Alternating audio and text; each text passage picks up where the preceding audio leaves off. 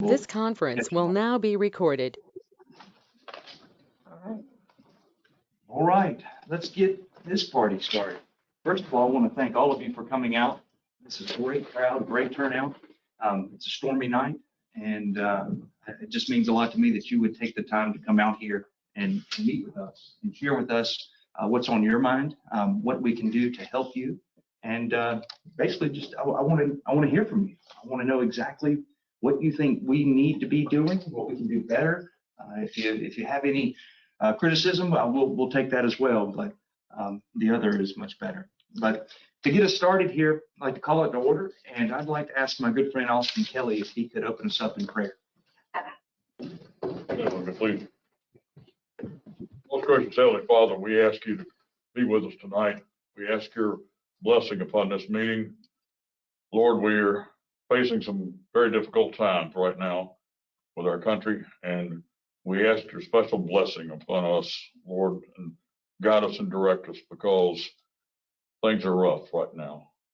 And Lord, I pray for all those who are suffering from COVID.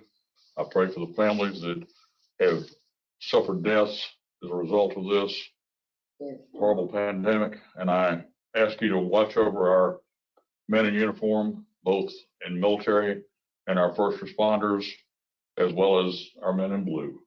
And Lord, we just ask this in all Christ's name, and all Christ people said, amen. Amen. Would you get us started with the pledge? I pledge allegiance to the flag of the United States of America And to the republic which stands one nation under God, indivisible, with liberty and justice for all. Thank you.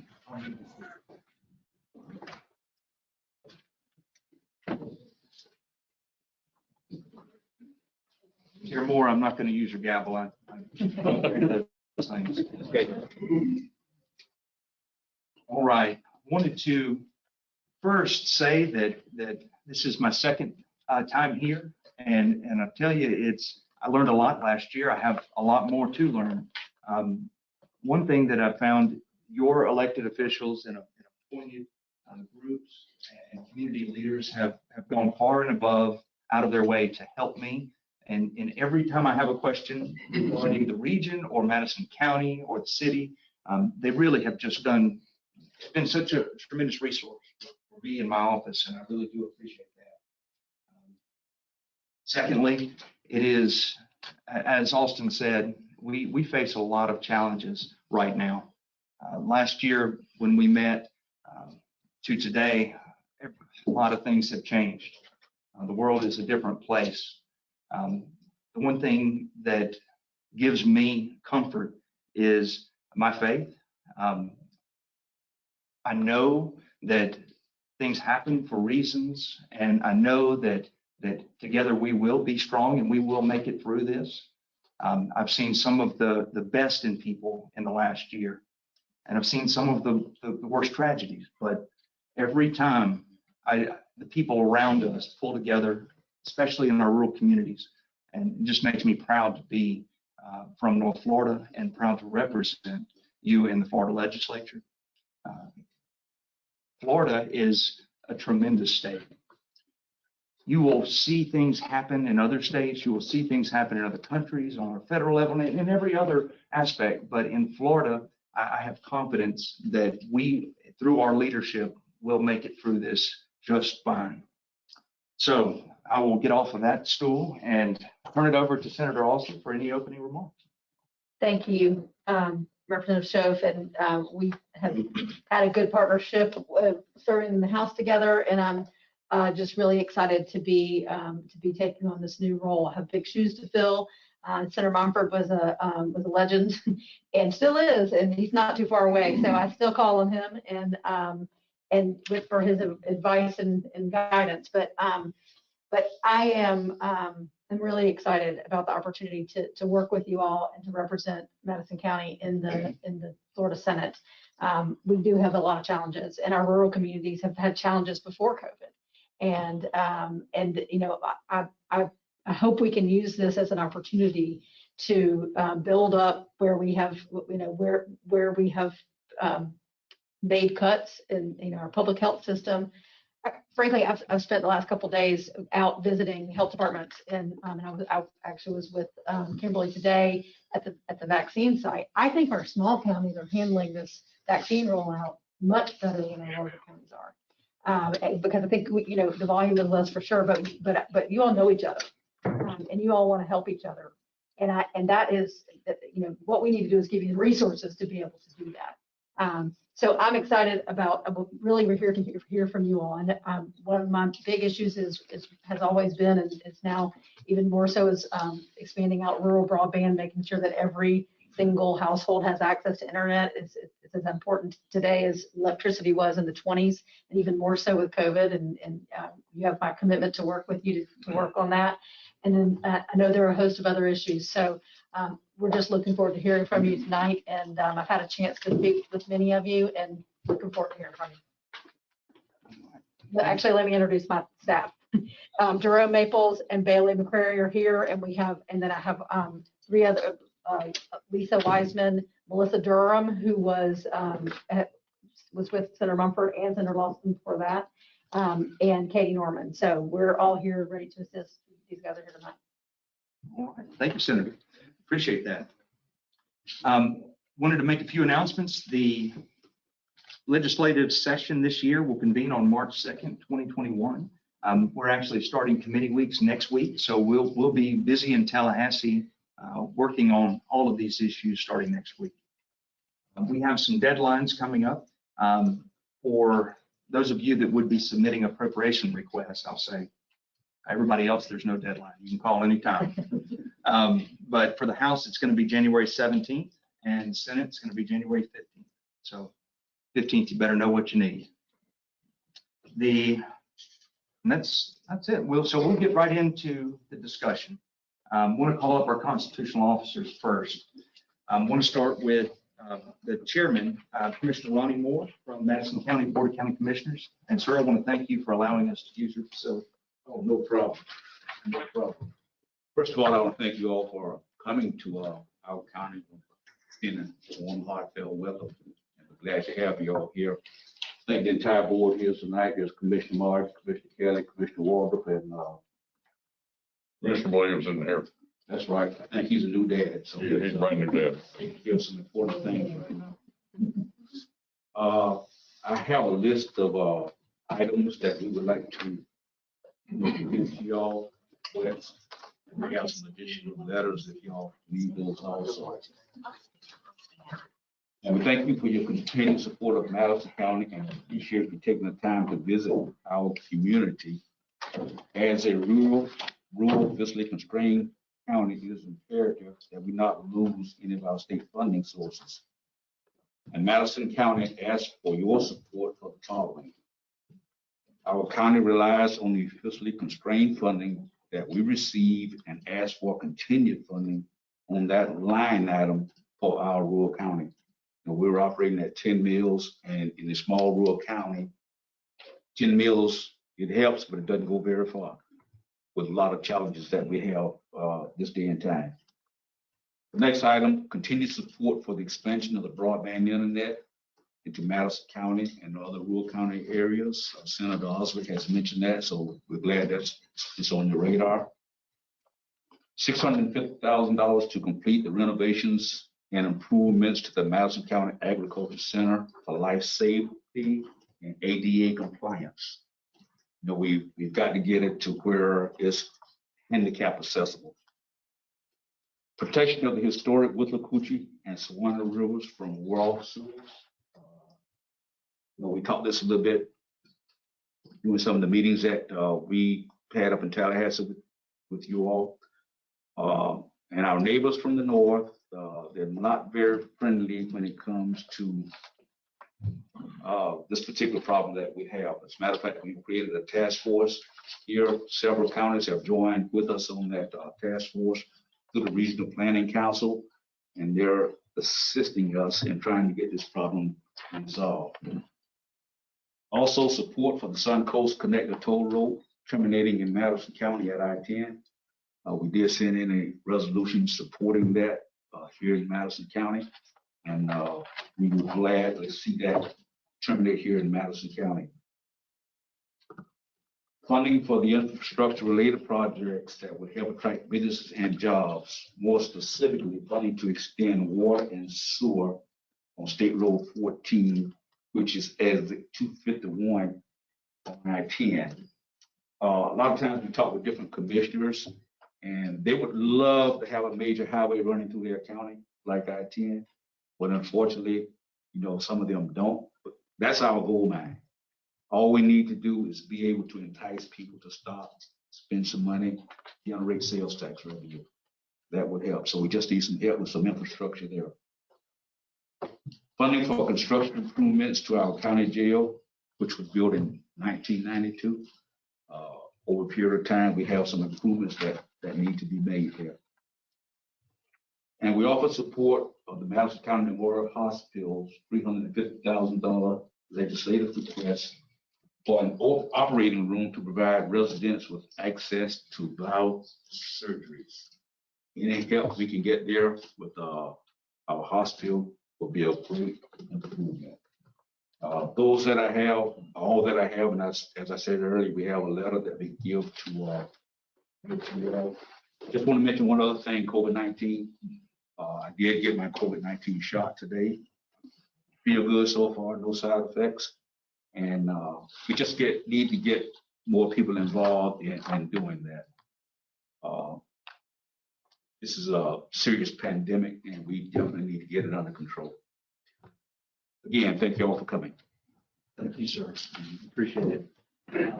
There is one item I meant to toss in here somewhere, but Ben, are you with us on the phone? Ben Glass with Water Management District has joined us. Yes, sir. I'm here. Can you all hear me?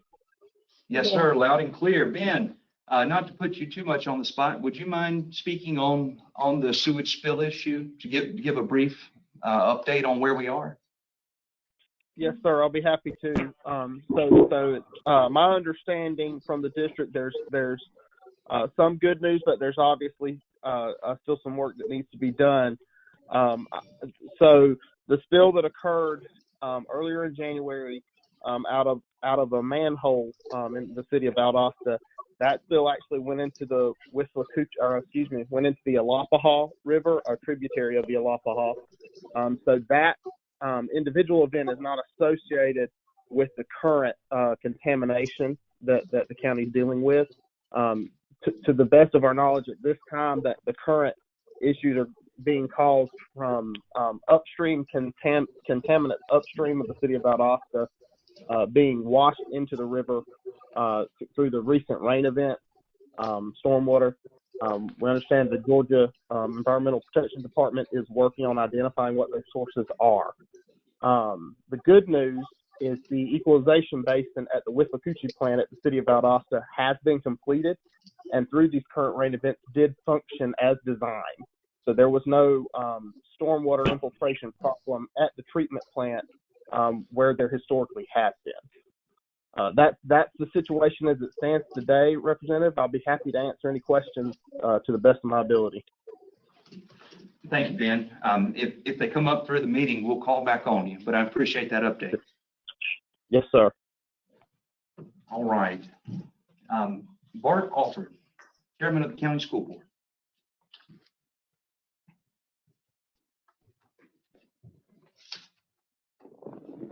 Good evening. Welcome tonight. My name is Bart Alford. I come tonight representing the Madison County School Board as the current school board chairman and the legislative liaison for the district. Here tonight we have our superintendent, Ms. Joseph, Ms. Shirley Joseph, newly elected, and Ms. Gibson, also a board member. I would like to welcome Representative Schoaf and Senator Osley to Madison County. Thank you for coming. Thank you for your service and dedication to the state of Florida and to our district. At this time, I come with concerns concerning our annual FSA testing, which will be in the spring. I'm asking for you to consider adapting or modifying the annual FSA test results. Currently, these scores determine a teacher's BAM score, school grades, and overall district performance and evaluation. I'm asking you to consider promoting the use of the 2021 statewide testing results as a student school district baseline for this year. As of now, our only baseline in grades 3 through 10 is from the spring of 2019. While at the elementary level, third grade through fifth grade, it will only allow elementary schools to show learning gains in the fifth grade. And I know these decisions fall within the Department of Education, but any help you could provide in conveying this concern would be appreciated. For a district our size and what we've been through with the pandemic, it is a lot. I mean, we were without instruction for basically 6 months. We did everything we could. Ms. Joseph, her staff, did amazing work in March the 17th when we went in shutdown. But at that time, we weren't on the Florida Virtual as a platform. We were having to do copies to parents, and that's just hard to do. And we already have a lot of students who are below grade level. So with that time off, we did our very best, but we're even further behind. And that is one thing that would be greatly appreciated. Also, as Senator Osley mentioned, improvement of the broadband and internet service for this area. No one really knows until you start contacting families who say they do not have internet access, and we're trying to do virtual instruction with them. It makes it impossible. I mean, it's impossible. And so that is one big important issue facing a small rural community. And lastly, any additional funding we can receive, we would be very appreciative of it. While some states remain shut down, I truly appreciate the state allowing us to work and provide our students with the direct face-to-face instruction they need. No one really knows how important direct instruction and interaction is with students until you've been in the classroom and experienced that. And it's just really important. Again, thank you for coming tonight to hear our concerns, and thank you for your service in the state of Florida. Good, thank you. Let's see. Made me think of one of the bills that I'm filing this year would require all the school districts in the state to survey their parents to see if they have internet in their home. If they do, are they satisfied with the connection speeds, to allow us to gather that data. I know in the past they had done that, but they stopped.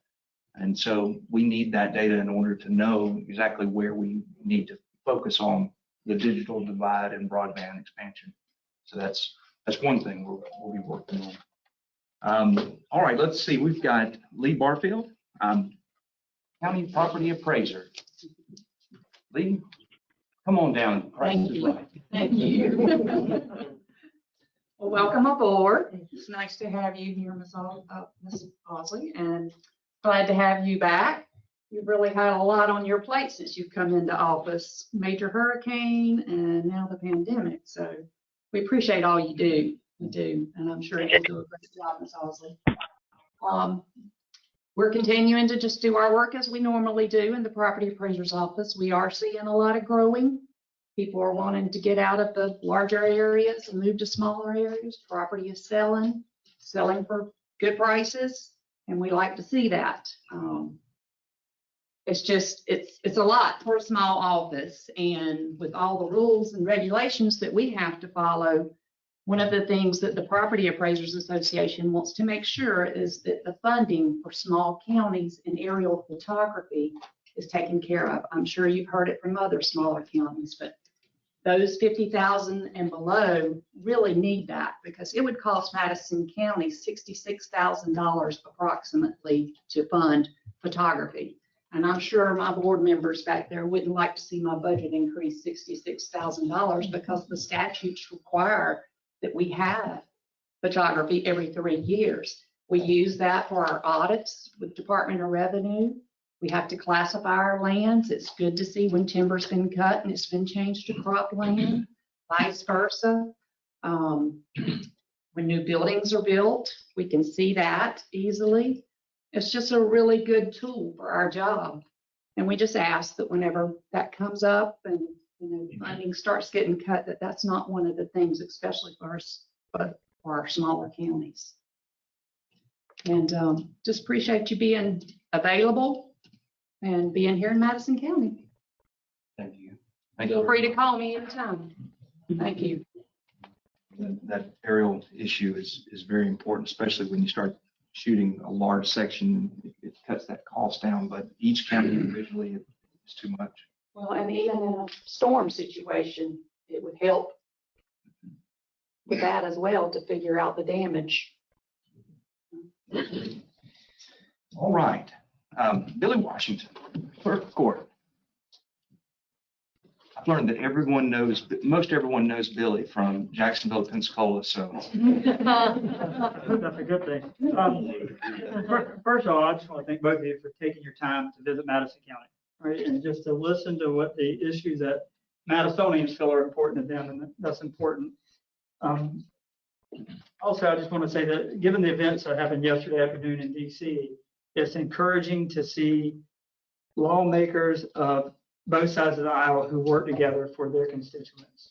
And your predecessors did it. I hope that you guys do that well too, but it's always encouraging, and I for one appreciate it. I spoke briefly with each of you on the phone over the past week, and I know you're both already aware that the clerk's offices statewide have a funding model issue. And I wasn't going to talk about it, but I am, and it's more for the benefit of people here than you guys, but just bear with me for a minute. I usually don't talk about the funding model issues with the clerk's office because number one, it's boring, it's mundane. But number two, my office is not affected the same as a lot of the other clerk's offices are.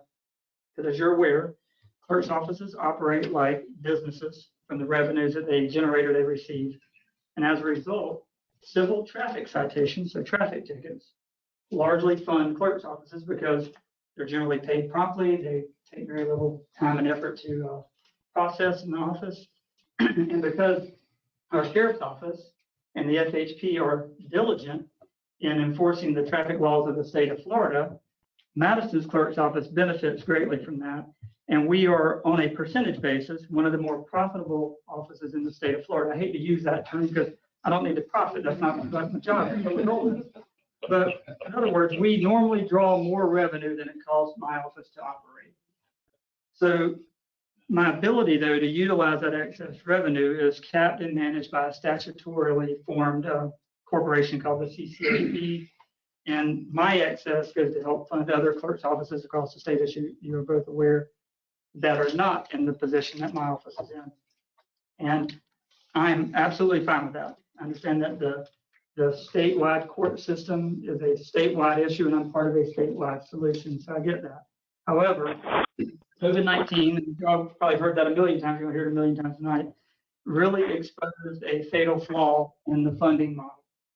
As people largely stayed home, stayed home and did not travel, civil traffic citations dwindled, and the revenue generated by them also dwindled. However, as people stayed home and did not travel, they still came to my office to file injunctions for domestic violence, Baker Acts, Marksman Acts, and risk protection orders. Those are services provided by clerk's offices for zero compensation. That's something that we do for free for people. Statewide, clerk's offices last year processed over 135,000 of those type cases, all while watching our revenues decline.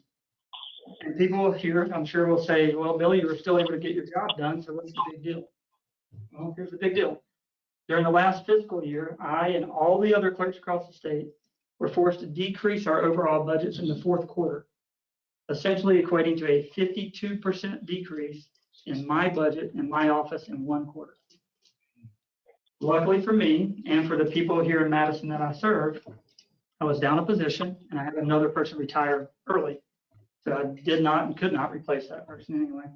On top of that, I then reduced my own compensation to keep from having to furlough or lay off employees in my office. Now, I did that to not only keep my office open and keep employees employed who rely on their jobs, but I did it to keep to the best we could serving the people in Madison County. The fact is, all it took to cripple the clerk's offices was for people to cut back on driving. Right? With the growing popularity of autonomous vehicles, I can see a future where traffic citations all but vanish. This session, clerks are going to be pushing to introduce legislation to correct our funding model. As I'm sure y'all are well aware, we do it every year. And I understand the reality of revenues at the state level. I get that this is dire and that this will be a big ask. So all I'm really asking tonight is that the two of you and your fellow lawmakers give the clerks due consideration to allow us to be at your service when you need us, and also at the service of the people that we were elected to serve. If you have questions, I'd be happy to try to answer the questions, but also I have Jason Welty here. He's the budget director from the CCOC, the organization I mentioned earlier. He can answer tough questions. I can answer softball. So you have to answer them, but otherwise, thank you for being here. Thank you very much. And We don't yet know what that funding model might be, but or do we? If I can bring Jason up, if you don't mind, because he can speak a little bit more to that. I don't want to say anything that's out of turn. Thank you for having me, and thank you for giving me the opportunity to speak. My name is Jason Welty. I'm the Budget Communications Director for CCOC. That's the Corporations Corporation. The funding model that we're proposing this year is actually more of a policy budget bill, where we are actually going to be looking to get some reserves. Currently, the clerks operate with no reserves, which is, as we found out this year, which creates dire travesty, because we don't have any. We can't go to the state for backup. We're not backed by GR. A lot of counties ended up actually asking their county for additional help. We were able to get some additional county money from that. So that's probably priority number one in the Clerk Services Act, Services Stabilization Act. Yeah. Priority number two would be currently when we have excess revenue. In a given fiscal year, our revenue is projected at the beginning of the year. And if we bring in excess revenue, we would split that with the state 50-50. That's what is currently in law, but it has a sunset date. It sunsets next February next year. So we want to make that permanent, because otherwise it would go 100% to GR. And as we've seen over the years, in declining revenue, when we've had declining revenues, we always have to cut. But when our revenues go up, the clerks do not benefit from those additional revenues that are coming in from the services that the clerks are providing. So those are the two biggest pieces. Additionally, we also, the bill will have some additional ability for the clerks to increase collections in order to, again, really what we're trying to do is help us help ourselves. Try to make sure that we maintain independence, because the clerks do serve a very vital function. And so I would say that those are probably the biggest pieces. There are some other new duties for CCOC, like we will come to the legislature 30 days before session to let you know if we have a shortfall, and let you know what that shortfall is, and then work with you during session on anything that you all could provide. Typically in the past, the legislature has been very good in several different years. We've received back the bill funding when we had shortfalls shortly after we came out of the state budget. So that's a little bit of the highlights, and we're working on sponsors right now and getting that bill in out of bill drafting. So You just posted. Thank you much. Thank you. Came from a delegation meeting in Lafayette County. It made me laugh about the tickets. They reported that they write about 130 tickets a year in Lafayette County. So To give you a little bit of perspective, the sheriff's office here writes about 200 a week. I say that between them and the FHP, probably about 200. We worry about, I think, about 12,000 a year. I think the sheriff's here somewhere. About 12,000 a year. hey, the message is clear. That's why people move me from Pensacola to Jacksonville, because Madison County is the place where you get. Break the law in Madison County and you'll be good. They enforce the laws of the state. All right. Do we have any other constitutional officers here that I've missed that would like to speak? Yes, sir. Come on up, Sheriff. Collector. We'll talk about tickets for a minute. First of all, thank you for coming. I'd like everybody to know that I'm a newly elected sheriff, and I have received a personal phone call from both the senator and the representative prior to this. So that tells me that their hearts is for rural counties like Madison County. I really appreciate that. So while we are mentioning tickets, we at the sheriff's office, we do aggressively enforce the traffic laws of the state of Florida. Routinely, Madison County has been in the top 25 and as high as the top 5 of traffic-related fatalities for the state of Florida. That's simply because we have 33 miles of interstate that run through. Okay, if you double that, because we have east and west, we have 66 miles of interstate, and there is very little on that interstate. We have 4 interchanges, very little. There's no scenery, so it's straight and flat. Our average citations start at 90 miles an hour. Now we routinely write those down a little bit just because of the cost of that ticket. You're giving somebody a $300-400 speeding ticket. Not only are you getting into the pocket of that family, but you're also creating a situation for that officer on the side of the road. So routinely, we do write the speed down. I mean, to get to 90, you got to go 80. So that's a little bit on our traffic history.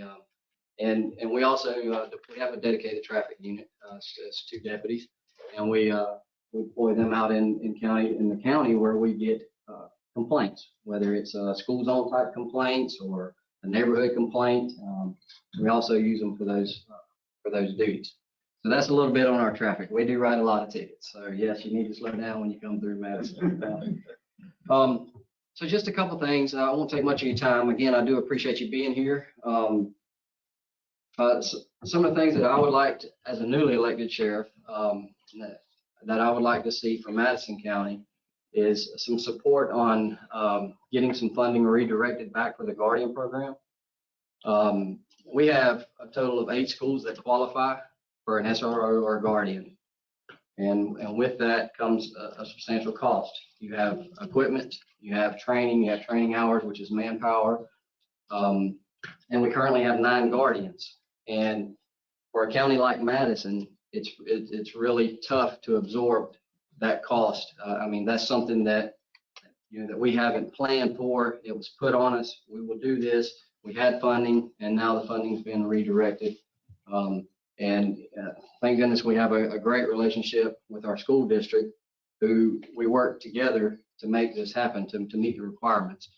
So I'd ask for some support there. Second thing is I would also like some support in having our telecommunicators recognized as first responders. I think that's very, very important. That's our dispatchers, our communication officers. They do the same job we do. They're in that building watching us, taking the calls when the hurricanes is coming or the fires or everything is breaking loose. They're just as involved or more involved as we are on the street. They're missing time with their families. They're working nights, weekends, holidays, birthdays, Christmases, you name it. And we can't do what we do without them. And I think it's just as important that they receive the proper recognition. A couple more things real quick that I'd like to share with you. This is from the Florida Sheriff's Association.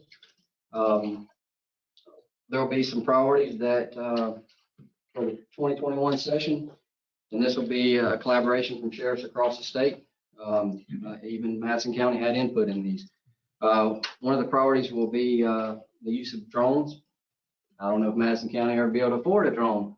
However, there is benefits to it. I think there's a misconception that drones were going to be used to develop probable cause to make criminal cases.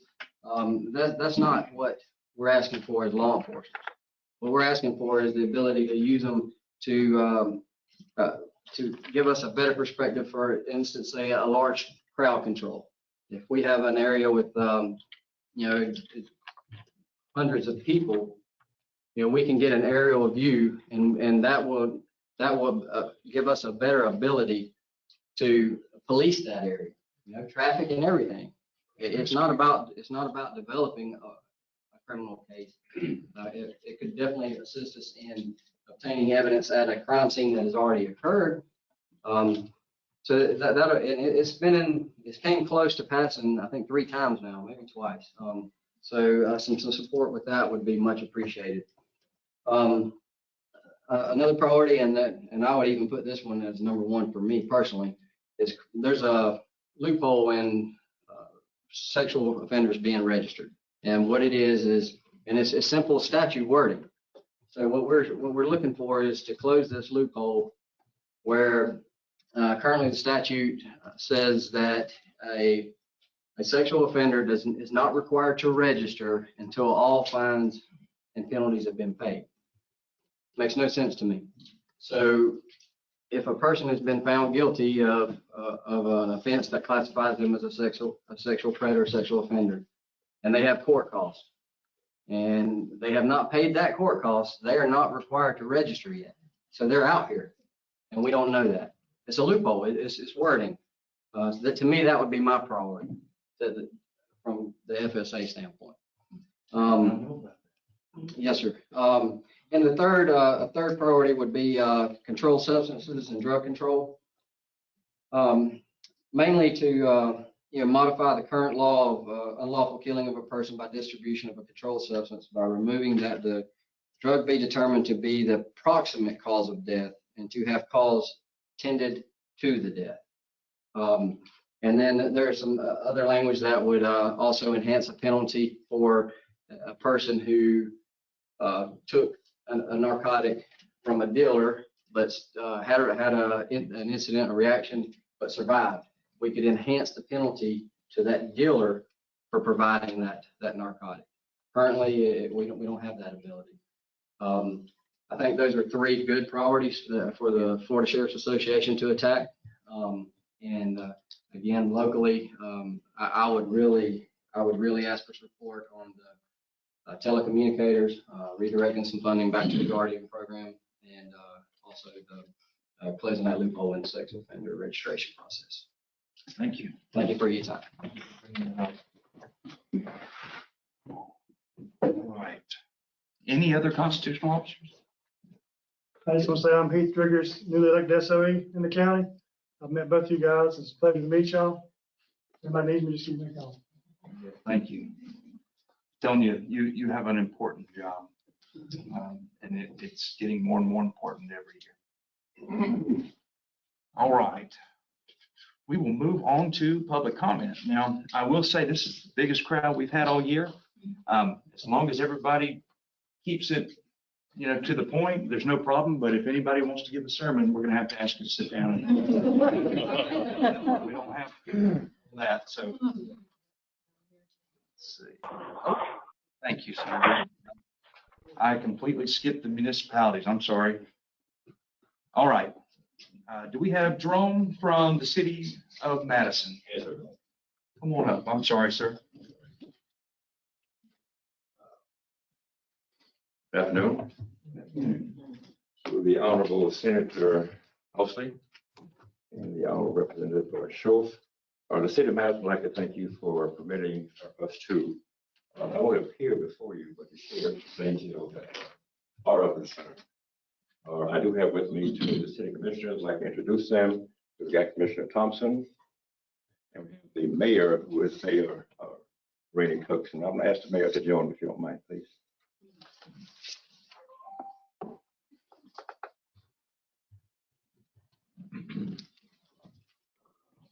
If she'd like to have any comments before I do the presentation, please. I'd like to thank you all for coming to Madison, having your office open to us anytime that we need you. We really appreciate that. Thank you so much. Okay. I think I forwarded a package to both your offices or through your executive or administrator. Did you get them? Okay, as a result of that, let me share with you that the city is thriving, is alive and well. We made some great progress in the last 2 years. We have managed to access the state revolving fund to upgrade our utilities over a 5-year period to the tune of about $10 million. So this has been a long time coming, and so we're in the midst of making that change right now. We've been very successful with the Department of Transportation on getting some SCOT funding, and have done some paving for our major thoroughfares. We've been funded for 2 other streets that should happen probably within about the next 20 years or so. So those were the major things on our list. The package I sent to you talked about City Hall. City Hall was built about the early 1900s. It was once a furniture store. It also served as a shoe store a little bit later.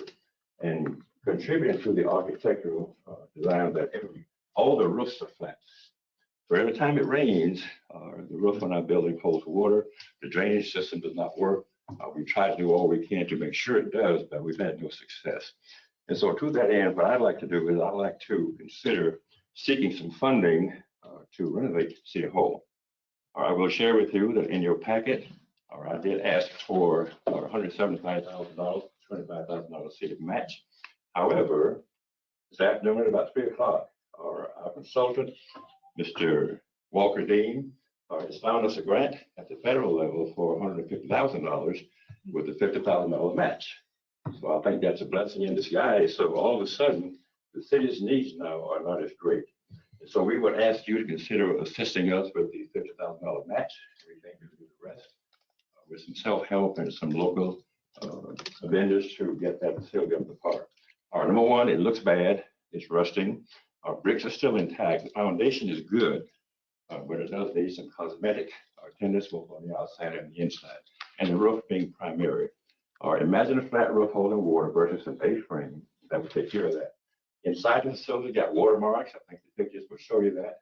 We've got some areas where the ceiling is fallen in a couple of areas, not in the public area, but in some of the areas of the building. The other part is, we believe that, and we know that City Hall sits in the middle of the city. If you look around at all the other buildings and businesses, we stand out like a sore thumb. So my belief is, if I can make that correction, not only does it improve the work environment for employees, but it also presents a professional appearance. So that's what I'm seeking. And so that was one of the two items. The second one is another sermon, almost finished. The second one has to do with first responders. We talk about our firefighters and our police department personnel, and also sanitation. Those three departments have more contact with people in the public than does any of the other city workers. I did seek some support from Senator Scott and also for Senator Rubio to consider making a stipend of $2,000 available per employee in those departments every year, for which not going away for a while.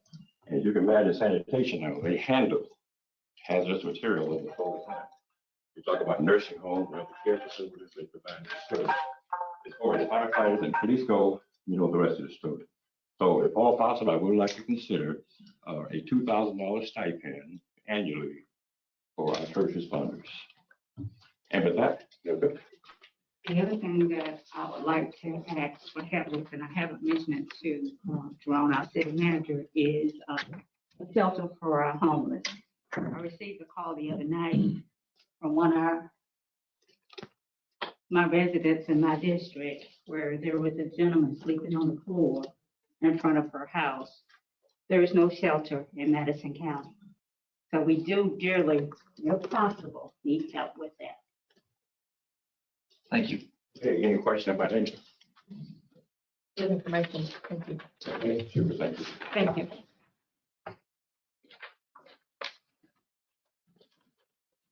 All right. With public comment, I've got a couple of names here. Ben already went, so thank you for that. And Patricia Thomas with Guardian Ad Litem. Come on up, Patricia.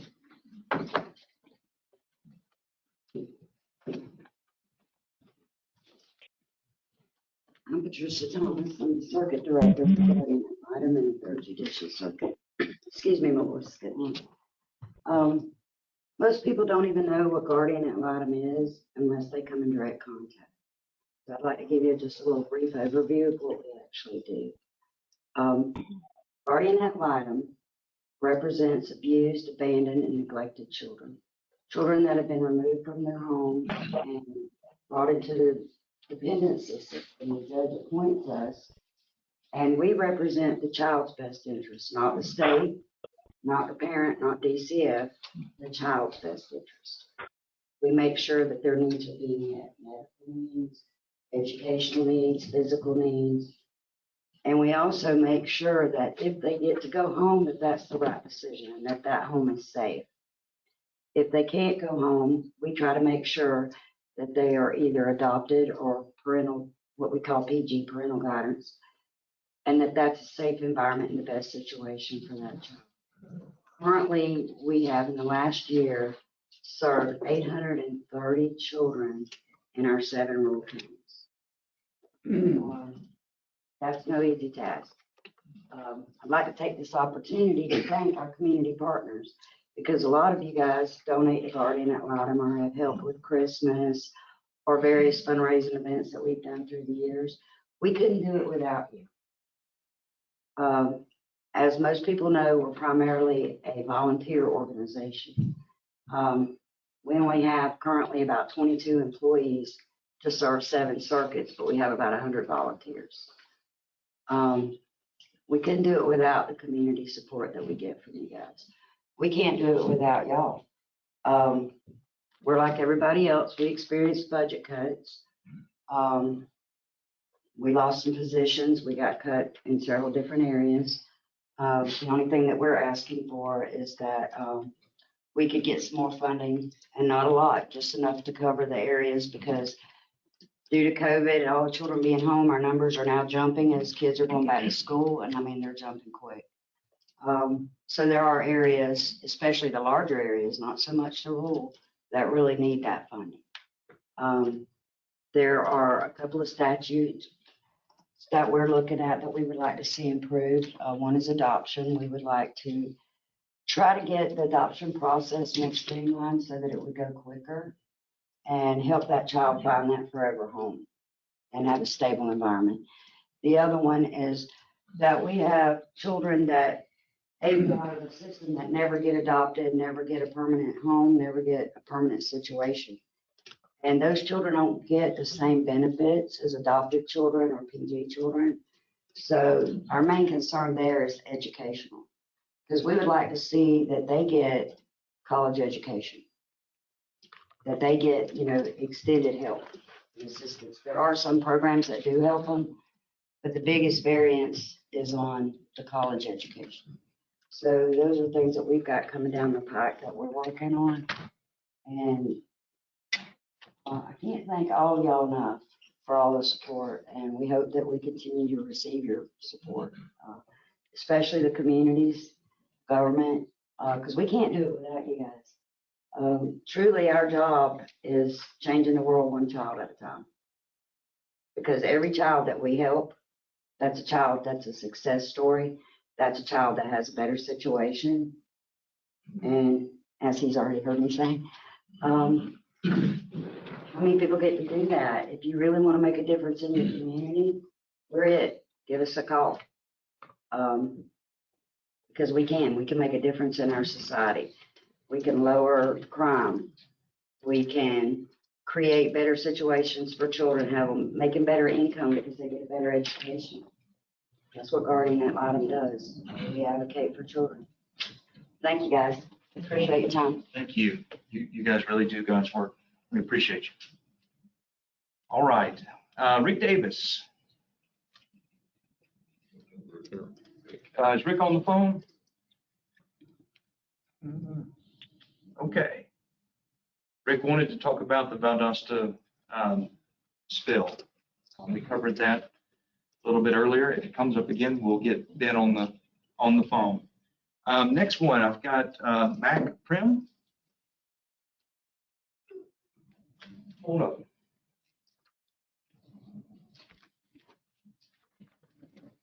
Good evening. How are we tonight? Doing good. Okay, just a couple. Department of Revenue. Is there any way somebody could maybe think about starting to change some rules about nonprofits? About what really is a nonprofit and what is a sham that's just putting the money in their pockets and not having to pay property taxes because of that. Also thought they'd possibly change that law, investigate it, or maybe change that law. I'm not talking about going after churches or anything like this, but we've had some instances where people come in the county, do all these changes and want to change the whole county. Then the next thing you know, the business failed that they were trying to do, which everyone probably told them it would. So now they've gone nonprofit. And we lose the tax money. Big tax money. Okay, the next one, Department of Revenue, is there any way you want to put money back in a small county without having to take it out of the state pocket? How about changing this rule where we have to pay a newspaper to list delinquent taxes? I mean, it's all online. The auction's online now. Everything's online. Anyone that wants to participate in that, they use the computer. The only thing that piece of paper does is all the neighbors, well, there's probably not even 2,000 people get the paper. So they can all look and see which neighbors are broke and delinquent or for some reason hadn't paid their taxes. $60,000 a year Madison County pays to have that done. That's a lot of money for us. Like I said, everything happens online anyway. It can easily be done like that. The people who are interested in buying them, they're online. They know it's online. Like I said, that would really help, something like that. And I got a feeling that as the economy don't ever come back, that 60,000 could easily grow to 70, 80, 100,000 a year out of our pockets. The Public Service Commission. Don't know, y'all are young. Ray might remember a woman named Paula Hawkins. Now, we had a Public Service Commission then, and I think we need to start kicking butt and getting one back. All these doggone robocalls, they're all scams to steal money from old people. They need to be stopped, period, just like they were then. No one should be allowed to call your house to try to fake like they're selling you something, but really they're just trying to get those old people's identification so they can steal their money. I cuss them out every time. Most of them are arrogant. I tell them I'm just going to send a pork belly sandwich to their house. They love that. CenturyLink, they need to be hauled on the carpet in front of the Public Service Commission. We got a bare wire. Probably when I get home tonight, I probably won't be able to use the phone. It'll be so scratchy, won't get my internet. Bare wire laying on the road for months and months. Hadn't had anything. Reaction Public Service Commission. I've contacted all of them. Nothing. And that's just one problem. I believe through this county CenturyLink, they're probably the crappiest corporate outfit that operates in Madison County. They take the money. I mean, I've never had the amount of speed I'm supposed to have with my internet. Well, you're the last one on the line. Yeah, but you collect the $90 every month, you know? But those are things. And also, I'm not sure if DEP is involved with this sewage. Department of Environmental Protection of Florida. So let's get involved if they're not. I've been saying sue, you know. I mean, years ago, we had the Apalachicola problem. That was a problem. They wasn't letting enough water come and destroying our fisheries. Now there's plenty of water coming, but you can't drink it. And I live within probably a half mile of the river. So how do I know when I'm drinking good water or not water? Commissioner Waltrip is very good about posting it, but there's people who live out there. They don't have internet. There's no way for them to know. You know, I'm not real sure if this didn't come from me drinking polluted water for years that I didn't even have a clue was saturated with sewage. Now, you're never going to get any, the lawsuit is the way. And I don't see why we can't sue them in federal court to stop it. I mean, Valdosta shouldn't be able to build one more house until this problem, Tipton, all of them, not another house until they can handle what they have now. Thank you. Those are the problems there that I see that would help us. Thank you. Thank you. Ms. Dolores Jones. Well, good afternoon and welcome to wonderful Madison County. I don't have a paper because they said I need to be here tonight.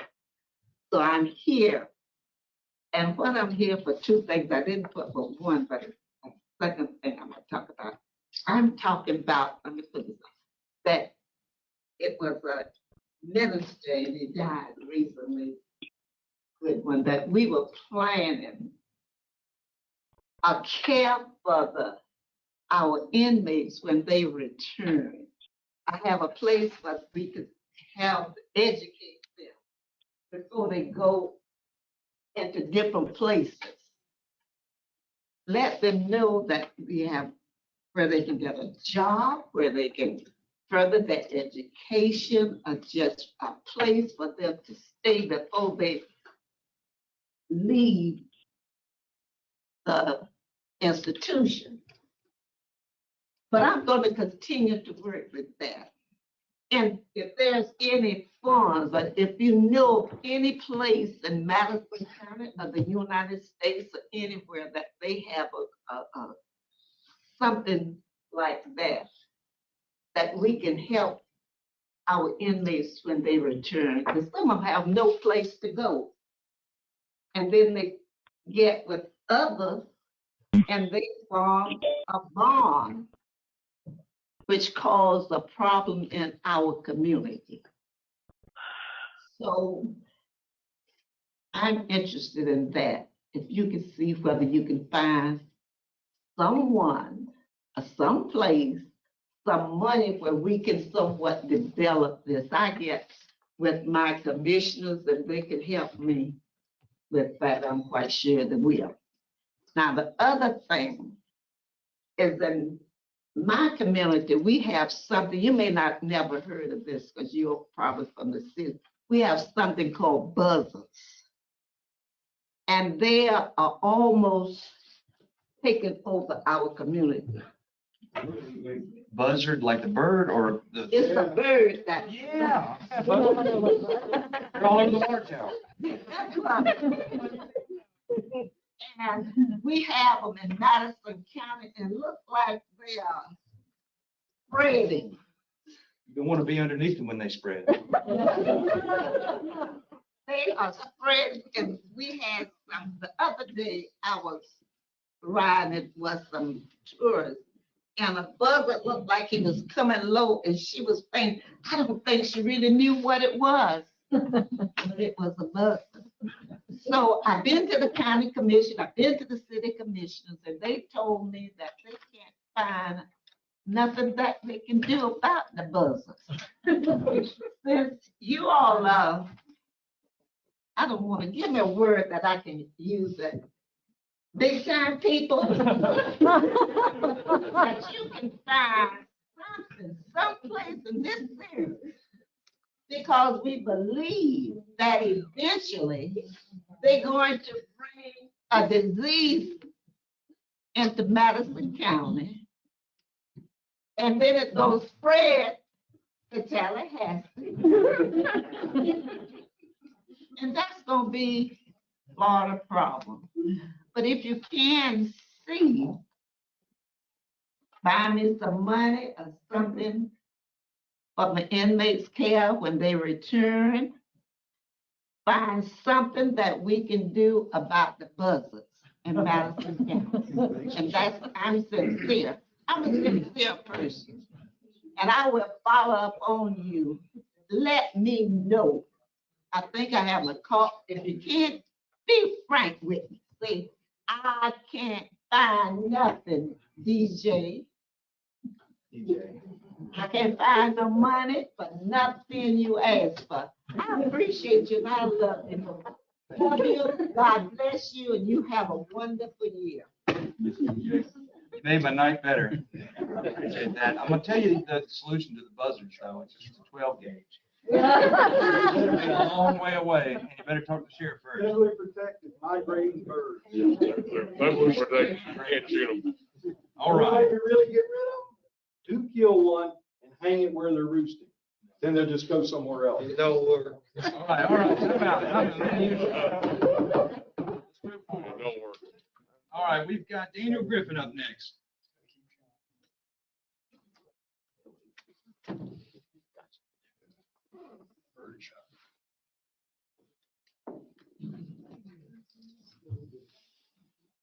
Good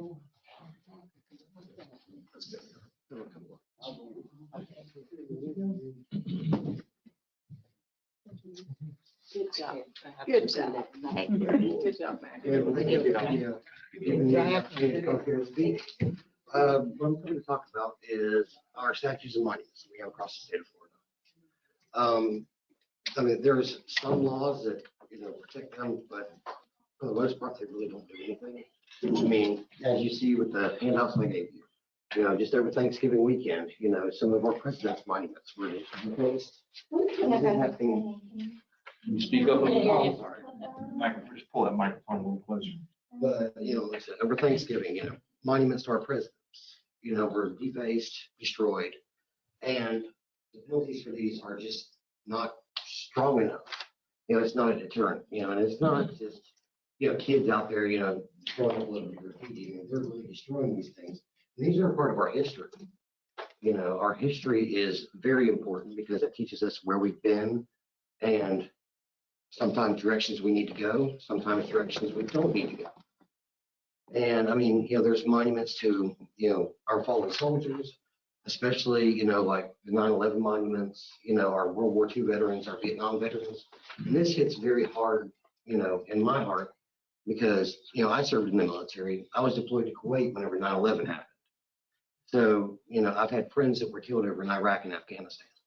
So, to me, this is, a slap in the face to my brothers and sisters that, fought and died for our country. I think we need stronger protection for these monuments. And I think that they need to be protected more. Whether, they may be, what some people would agree is good monuments, some that aren't. They're a part of our history. Like I said, our history shows us where we've been and where we need to go or where we don't need to go. And I mean, George Santayana said, those who cannot remember the past are condemned to repeat it. We take down some of these monuments that we have up. Some people may be like, okay, you know what, that may be a monument to slavery. That's, that should remind us where we don't need to go again. Not taking it away and erase it. I mean, I've grown up in this county, I've been here almost my whole life. That's part of the heritage around here. And it's not that I condone slavery or anything like that, but that's one place that we were at as a community, 200 years ago. It's a place we don't need to go. We need to be reminded where not to go again. And plus like our monument we have here in Madison, there's, been a lot of controversy over that. There's a lot of, soldiers' names on there. And being a soldier myself, I understand that, whenever you go off to fight for your country, you're not fighting for, like whenever I signed up, I didn't go to fight for the oil fields in Iraq. I fought for my family. I fought for freedom. And I'm pretty sure that those soldiers back then, they weren't fighting to keep slavery. They were fighting for their families, for their way of life, for what they thought was freedom. Things have changed over the past 200 years. But the idea of freedom and fighting for what you believe in, that doesn't change. Thank you for your time. Thank you. Ma'am, I don't have your name on a card, but I have a note that you'd like to speak. The floor is yours. Thank you for coming. Good evening. My name is Sharon James Postel, and I'm the chair of the Democratic Executive Committee of Madison, but I'm speaking right now as just Joe Q. citizen. I'm speaking, Miss Dolores Jones, and all Madisonians know Miss Jones has just given me strength and courage. I live in the community in which Miss Jones is referring to. I have appeared before the city commission because I live in the city, I don't live in the county, in reference to the challenge that we have with the buzzards. It drew chuckles from all of you. I don't find anything funny about it. I have been a member of one of the churches. The roof of this historic church has been destroyed because of the buzzards. Recently, I saw a woman out on the roadside, Martin Luther King, taking pictures of the buzzards as they're roosting on the roof of the church. In my opinion, there has to be something environmental that is causing this. Over a period of the last 5 or 6 years, I have documented with videos and pictures the buzzards and when they come and when they leave. They're not prevalent during the warm weather. They're prevalent now when it's cold and damp and rainy. There's some reason that this is happening. To be honest with you, somebody told me read Revelations. They're God's cleanup crew. And if that be the case, there is nothing that we can do about it if it's God's will. But if there is some reason that these buzzards are coming at this particular time of the year, we need to know what the reason is. They're on people's porches. When have you ever seen buzzards on the ground unless they were feeding? They have become more comfortable around people. I get phone calls all the time from people in my community who are saying, come see the buzzards, as if I can really do something about the buzzards. All I can do is to continue to make comments. So I'm asking, piggybacking on what Ms. Jones said, she gave me strength. We need to have that situation investigated so we have a cause before we do get disease. Anybody who knows anything about the buzzards know what they do, and that's going to cause disease. Children don't know that they're not just birds or whatever, and people coming on people's property, their porches and that kind of thing. We need to investigate that. So that's all I need to say about the buzzards. The other thing I wanted to say is advocating for my community. I am a proud but concerned citizen of Madison County. Health and safety, the health and safety of the people of Madison County and the city of Madison in particular. That's a little selfish because I live in the city, but the county in general. We need some way to get more jobs that pay a living wage for people of Madison County. I'm not going to even start to give you any statistics about what is said about Madison County being the poorest this, the poorest that. I'm not doing that. You can find that information for yourself. Decent, affordable housing. I recently was trying to help some young people find housing in Madison. There's a 3 or 4 year waiting list on the 1 or 2 apartment complexes that are decent and could be considered affordable. We can't have our young people leaving because they can't find a decent place to live, and that's what's happening for Madison County. The other thing that I wanted to mention and ask if we could get assistance with is safe supervised recreation. We have nice parks. Our city has some of the nicest parks, but we need supervised activities for our kids. When I grew up in Madison County a zillion years ago, we had activities. We had a movie theater, we had a drive-in theater, we had a skating rink. We had those kinds of things available for recreation. We have virtually nothing for supervised recreation. I apologize, and I'm going to go back and say to Senator Osley and Representative Schultz, it's a pleasure to have you here, and thank you for allowing me to speak. Thank you.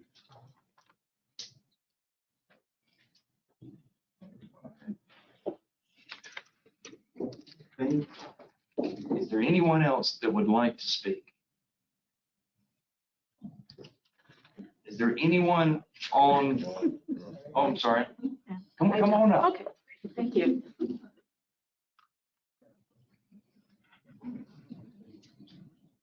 Good evening. Thank you for allowing me to speak briefly. My name is Marlene Squires Swanson, and I am the Executive Director of the Madison Chamber of Commerce, as well as the Administrator for the Tourism Development Council here in Madison. The reason why I wanted to speak was that I know that both of you are on the travel, transportation / tourism committees, and I'm hoping that through your works in the next few months that we might be able to ask Visit Florida for some funding for grants again. They eliminated all their grants when their funding was cut a couple of years ago. And now counties like ours are not able to apply for grants because there are none there that are being offered by Visit Florida. So if there's anything that I can do to help, I'll be happy to help you with that. I used to work for Visit Florida too. So I know that it can be done, but I'm definitely going to need your help. Thank you. Absolutely. Yes, ma'am. Come on up. Our superintendent. Okay, thank you for hearing from me. You spoke with my board chair a few minutes earlier. Again, welcome to Madison County. A couple of things that I had not discussed with him. One thing this year, we appreciate the governor giving us the enhanced fund for the teacher enhancement pay. And I'm asking you to work with him and ask him that we are continuing funding for the enhancement of the teacher pay. Because with our funding is that extra burden, we will not be able to afford it next year unless it's refunded again this year. And this is something that's another thing, it needs to be addressed before legislative session. School workers are classified as essential workers. We need to be on the list to get the COVID vaccine soon because we are out there every day in the forefront. And we're not classified. We're classified as essential workers, but we are not deemed ready to get the vaccine unless we're 65 and older. And we're not quite there yet. Okay, thank you. Thank you. All right, do we have anyone online that would like to speak? Representative. Yes. This is Tammy speaking. Can you hear me? Yes, Tammy, go ahead. Yeah, hi, Tammy Stevens, CEO, Madison County Memorial Hospital. Very happy to have you all in Madison County. Sorry I couldn't be there this evening. I just decided to join by phone. Senator Ausley, appreciate you stopping by the hospital today and touring the hospital and speaking to the hospital and the staff and thanking us for all that we do. Representative Sho, appreciate everything that you did last legislative session to try to push our legislative budget request through. We are submitting one again this legislative budget request process, and we really appreciate your support on that for our operating room project. Absolutely. Absolutely. Thank you. All right.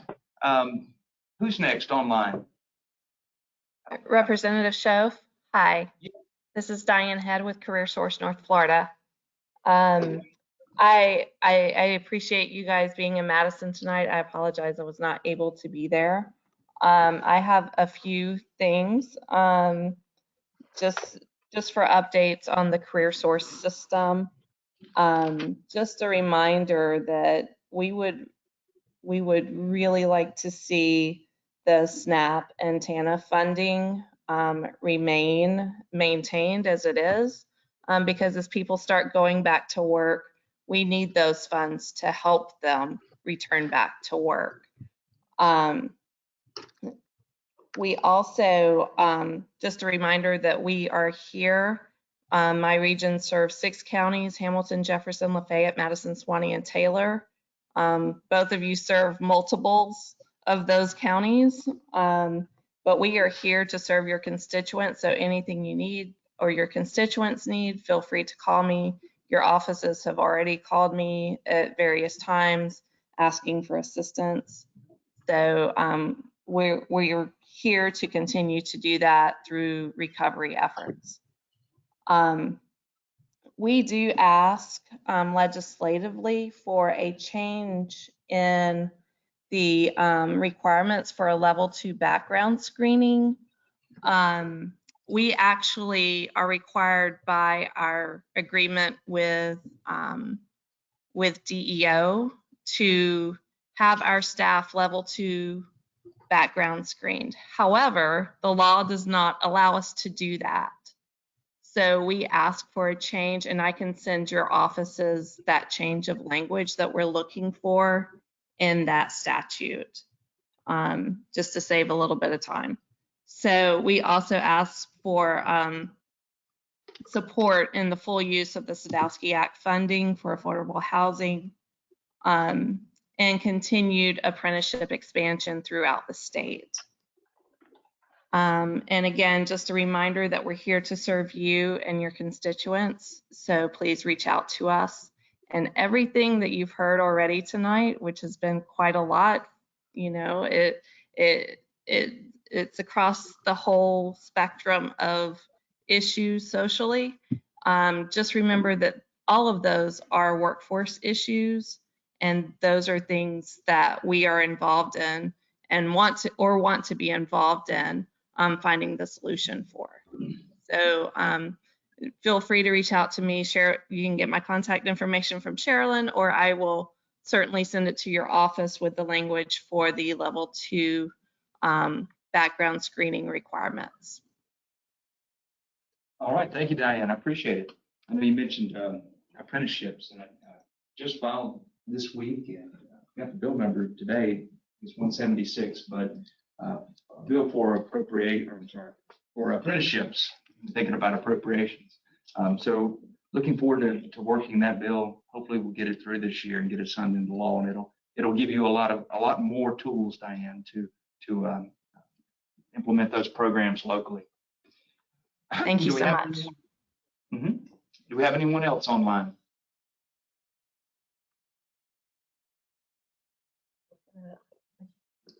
Nope. Does that mean somebody's wanting to talk? No. All right, well, let's see. We will bring the meeting to a close, and I'll tell, before we leave, Senator Halsey, would you like to say any closing words? Yeah, well, first of all, just thank everybody for coming out tonight. It's a rainy night particularly.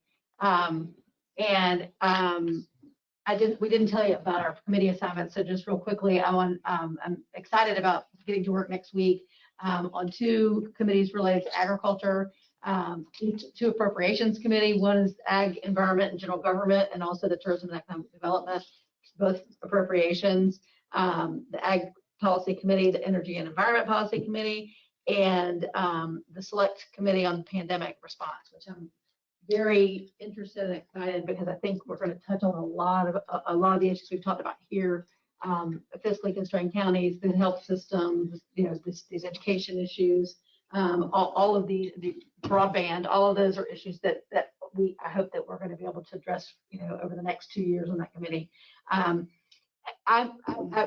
love the fact that I'm looking at these 2 beautiful things that reminiscent of Madison County, the bike, the loop, and the canoe. Some of you may know, because during my campaign, I wasn't able to get out and talk to people or see people because of COVID. So I rode my bike around the entire district, about 50 to 60 miles a day. In my 2 days in Madison County, I did the northern part all the way to Hamilton, and then the southern part down to another day down into Taylor. The most beautiful scenery I have ever seen in my life. That it's just really gorgeous. That the bike path between here and Panetta, I didn't even know that existed. I mean, it's gorgeous. So it was a great way to get to know the beauty of this community. And I think, we talked about tourism, ecotourism, the biking, the rivers are all such draws to a community such as this. And I do believe after COVID, people are going to move out of big cities and they're going to be looking for places like that. And y'all are smart to realize that the things everything we've talked about tonight, these quality of life issues, everything from the buzzards really to broadband to a health system, are all things that people are going to look towards when they're looking to relocate. And so all of us working together, I think we can start to build on the tremendous assets that you have here. And I'm committed to do that. So I am excited about being your senator, and I appreciate you all being here. And you have my word that Representative Schoaf and I have always worked well together and will continue to do so for the good and the benefit of our small counties that frankly just need some help from us. So thank you. Thank you. I will say last year, really, I don't want to repeat some of the things I said in the beginning, but last year was a learning experience for me. It was my first time in politics. Really learned a lot, got a lot more to learn. I know that I love serving the public. I love working on good policy that will make a difference. I was born and raised in a town with one traffic light, and I'm raising my kids in the same town, run a business in that community as well. And so I do understand Madison's actually a lot bigger than my hometown. But you've got specific issues the river. COVID is not specific to Madison, but the toll road, I know you want it to come here instead of Jefferson County. You've got a lot of wonderful things, though. Your position on the state with the interstate and with a good route up to Valdosta, potentially. There is no end to the possibilities that we can produce here. And it comes back to me, to education. It comes back to career and technical skills. It comes back to working with economic development and your career source partners. When you run that gamut and strengthen it, you really build a better community in our rural communities. And that's the goal here. And that's what I will continue to do as long as you have me. With that, thank you all for coming out tonight. Travel safe on the way home. And this doesn't stop any communications. You call us anytime. We're always around. Good night. Thank you.